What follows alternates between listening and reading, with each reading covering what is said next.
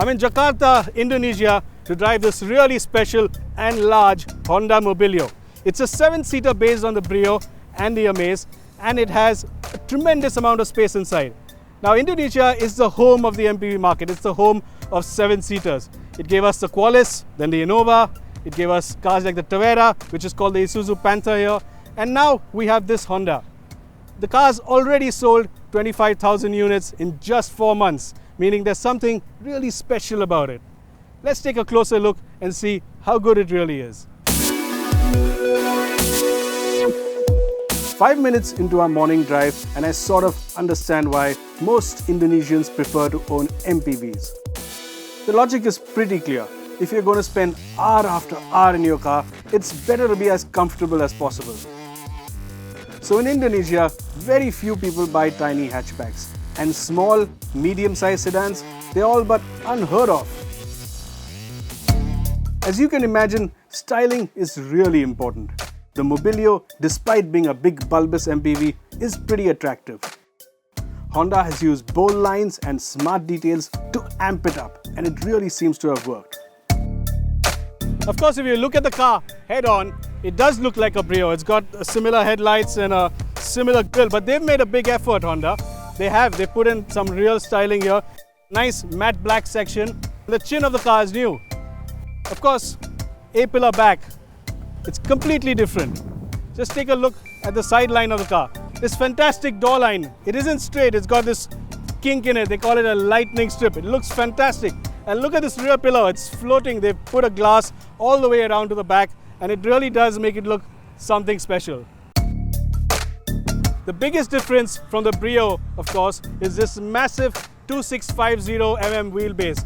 And that gives Honda the chance to give you this massive rear door and the acres of space in the back. What you also get, of course, is 2 seats in the rear, a third row. And that's what makes it special. Equally impressive is how well Honda has used the space. MPVs are all about maximizing available space, and Honda has mastered this art. As on the Amaze and Brio, space on the inside is much more than you expect.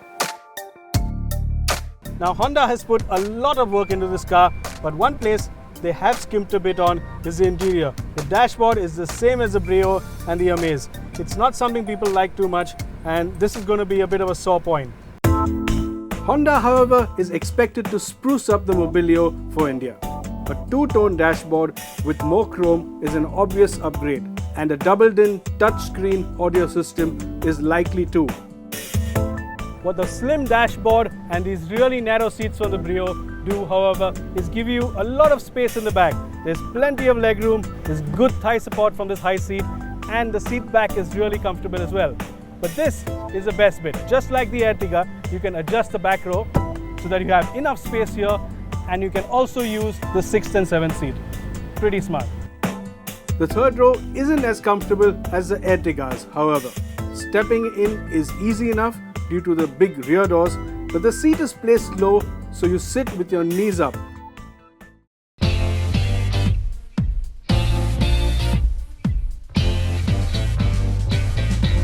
While this MPV shares most of its mechanical bits with the Brio and Amaze, the Mobilio is much larger and heavier, and as a result needs more power.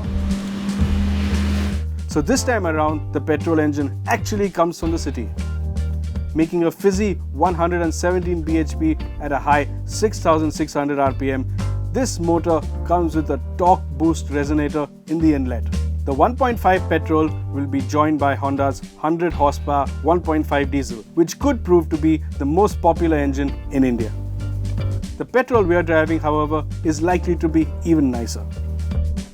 Now this updated 1.5 engine, like we've seen in the city, has a lot better bottom end. It's a lot more responsive. It takes off in a shot once you put your foot down, and I can even do this in third at say around 30 kilometers an hour. Put down, car's already moving before I finish telling you about it. And that's not something you get when you drive a Brio or an Amaze petrol. It's really nice. The best bit, however, is that fizzy, zingy top end. This is an engine that just loves to rev, and despite the weight of the Mobilio, it feels rapid. It really does have a lot of grunt. It's got a lot of performance, and the way the VTEC pulls to 7,000 RPM, wow, it just feels great. I just wish we had this engine in the Brio. That would make for one hot hatch. What's not so nice is that it's particularly loud. Now the insulation on this car isn't as good as that of the City, so when you downshift and you get the car in around 4,000, you get this really loud buzz.